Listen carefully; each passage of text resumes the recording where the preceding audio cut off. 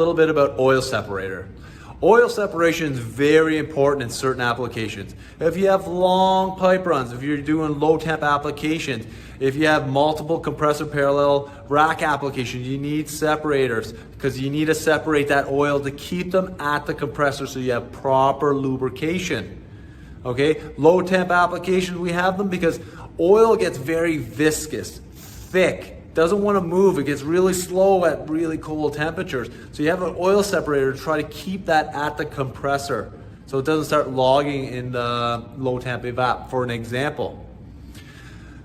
Another thing you need to be aware of, there are different kinds of oil separators. So you have impingement ones, you have coalescent ones, you have centrifugal ones. I'm going to show you one here that Emerson makes. This is a turbo shed.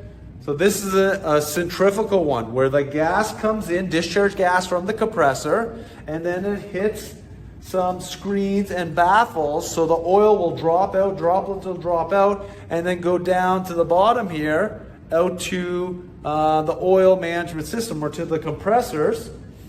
And there's different styles. This is a hermetic style, but you can have ones where you have a float assembly where you'll have a bunch of bolts down here, you take it off and you pull out the float. That can get plugged up and that can get dirty sometimes, so you might need to check that if you're running into oil issues.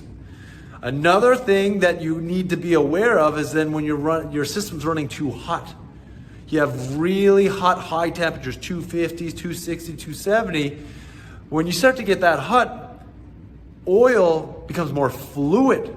And maybe the separator that's 99%, 90%, whatever it is, maybe it's not pulling that much oil out of the gas as it should be because it's not designed to run at, that 250, 300 degrees.